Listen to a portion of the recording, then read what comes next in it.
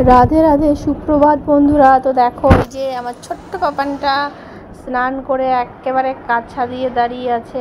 ও এখন বলছে আমি তুলসী গাছে জল দেবো মাম্মা, আমাকে ঘটি দাও। তো এই যে দেখো আমার ছেলেটা, ছোট্ট ছেলেটা তুলসী গাছে জল দিচ্ছে।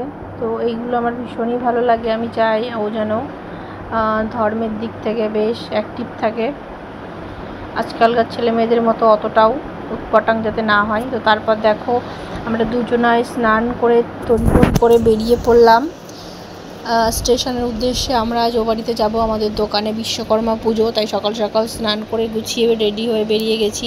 তো এই যে আমরা গাগনাপুর স্টেশনের কাছাকাছি চলে এসেছি দেখো। তো তারপর 1 ঘন্টা ট্রেন লেট না সরি, আমি মিস করেছি ট্রেনটা আমার ভুলের কারণেই, সে আর এক কাহানি।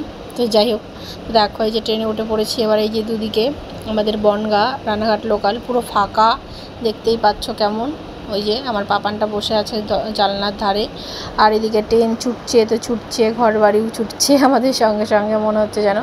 আর এই যে আমি ট্রেনে উঠলে বেশিরভাগ সময় আমাদের তো মানে ফাঁকাই থাকে ট্রেনগুলো, সেই জন্য আমি দরজার ধারেই দাঁড়াই। বেশ ভালো লাগে বাইরের মনোরম এই পরিবেশ দেখতে। চারিদিকে এখন সবুজ আর জল, সবুজ আর জল, তো এতটা সুন্দর লাগে দেখতে ট্রেন থেকে কি বলবো। তো গ্রামের অপরূপ দৃশ্য, সবুজে সবুজ হয়ে আছে দেখো বন্ধুরা। তো আমাদের গাগনাপুর থেকে একটা স্টেশন পরই আকাইপুর পড়ে, যেখানে আমার বাবার বাড়ি। তো যেতে বেশিক্ষণ লাগে না, খুব বেশি হলে 20 মিনিট মতো লাগে, 20 থেকে 25 মিনিট লাগে যদি ট্রেন বেশিক্ষণ না থামে মাঝিগ্রাম।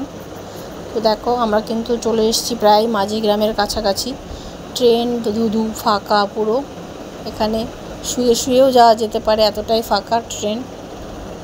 তো যাই হোক, আমার বাইরের দৃশ্য দেখতে ভীষণ ভালো লাগে।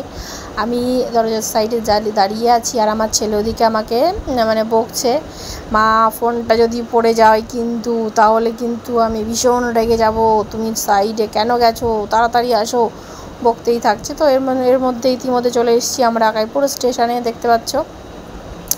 এবার নামার পালা, এই যে নেমে পড়েছি আকাইপুরে।